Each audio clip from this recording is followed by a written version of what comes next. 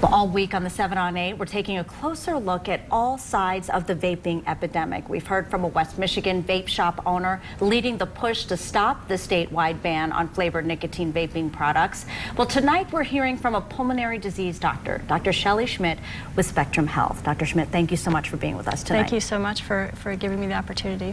So as a doctor on the front lines, you have patients coming in. What have you seen firsthand? So what we've been seeing in local hospitals is very similar to what we've been seeing in the headlines.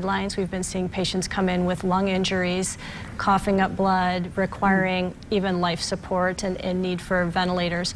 But we've also seen a lot of worsening underlying lung disease, asthma, prolonged infections, chest pain, shortness of breath. Wow. Now, when you look at this, because we have kept a close eye on what products we're talking about, because that's important so people know exactly what they're dealing with. Are we talking about patients with nicotine vaping products, THC vaping products? What have you seen specifically? So we've been seeing both. So we've been seeing patients come into hospital that that have vaped THC like we've been seeing nationally, but just as we've been seeing nationally, we've also had patients coming in who are just vaping nicotine and just vaping products that they can buy legally on store shelves. So then what would you suggest then? Because some people are saying, well, I've been doing this for years, I haven't had any problems, I make sure that I stick with a shop that I know what products they use, and it's only nicotine, so I shouldn't have any problems. As a doctor, and you studying and seeing what you're seeing, what do you say?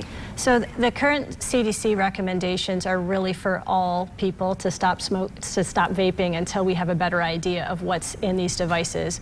We know that the chemicals and the flavorings and even the metals of the devices are toxic to the lung and can cause injuries like we've been seeing nationwide. And so it's very alarming what we're seeing, and so the current recommendations would be to not. What's your overall concern? Of course, aside from the health concerns that you've seen here, looking at this issue as a whole. The biggest concern that I have from it is the epidemic nature of the nicotine addiction that we're seeing in our middle schoolers and high schoolers. So these devices all contain nicotine, and when nicotine is exposed to the brains of middle schoolers and high schoolers who are still developing, it can pave the addiction pathway into the brain just as if they were learning a foreign language or they were playing the clarinet. The brain can't tell the difference. And this sets them up for worsening performance in school, in the workplace, increased rates of mental illness and drug addiction that they are at increased risk for compared to non-nicotine addicted peers.